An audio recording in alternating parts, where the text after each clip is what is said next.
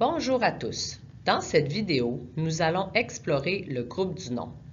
Normalement, à la fin de la vidéo et des exercices, tu devrais être en mesure de reconnaître les groupes du nom dans les phrases. Bonne écoute!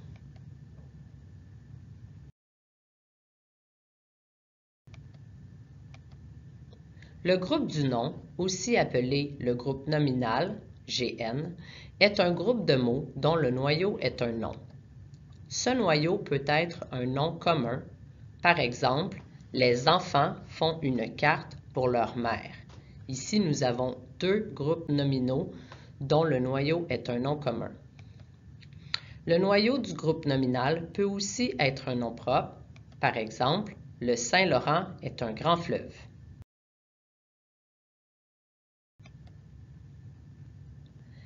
Les expansions dans le groupe du nom. Dans un GN, on peut trouver un ou plusieurs groupes qui dépendent de ce GN. Ces groupes sont des expansions du GN. Dans la phrase suivante, le noyau du GN est le nom Histoire et ce noyau a trois expansions. Belle, Du Chaboté et Que me racontait ma mère. Quelle que soit son étendue, le groupe nominal est une unité syntaxique qui fonctionne comme un tout. C'est pourquoi un GN peut généralement être remplacé en entier par l'un des pronoms suivants. Il, au singulier ou au pluriel, elle au singulier ou au pluriel, le, la, l', les, en, cela ou ça. La pronominalisation, c'est-à-dire le fait de remplacer par un pronom, permet de délimiter un GN, donc de trouver où le GN commence et où il se termine. Ainsi, pour délimiter les deux GN de la phrase qui suit, on remplace chacun d'eux par un pronom. L'Orchestre symphonique de Montréal joue le boléro de Ravel, devient « il le joue ». Évidemment, on ne pourrait pas dire « il de Montréal joue le de Ravel ». C'est comme ça que on trouve où commence le groupe du nom et où il se termine. Toutefois, lorsque le GN remplit la fonction de complément de phrase exprimant le temps, il ne peut pas être remplacé par un pronom. Comme dans l'exemple, ce matin, le chat a tué 2 souris, le groupe nominal ce matin ne peut pas être remplacé par un pronom. Dans le GN, les expansions du nom remplissent la fonction de complément du nom. Les principales réalisations du complément du nom sont les suivantes.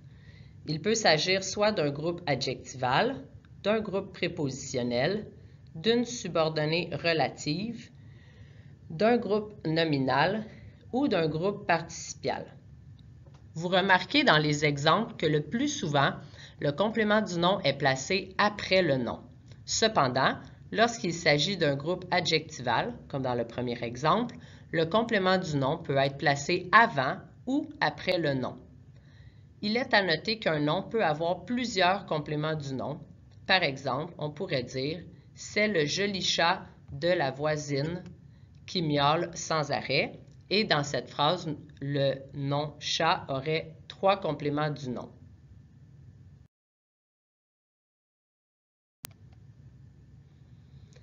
Les fonctions du groupe nominal dans une phrase. Le groupe nominal peut remplir différentes fonctions dans une phrase. Il peut être, par exemple, le sujet de la phrase, encore le complément de phrase exprimant le temps. Il peut être aussi le complément direct du verbe, appelé le CD. Il peut être aussi l'attribut du sujet ou il peut être un complément du nom.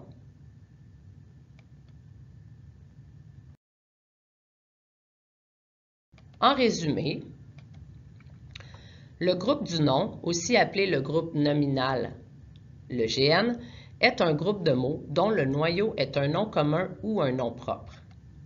Le GN peut être seul ou avoir une ou plusieurs expansions qui remplissent la fonction de complément du nom. Sauf lorsque le GN occupe la fonction de complément de phrase, la pronominalisation permet de délimiter l'étendue du GN. Et finalement, le groupe du nom peut occuper différentes fonctions dans la phrase. Merci de votre écoute et vous pouvez faire les exercices sur le groupe du nom pour bien vous pratiquer.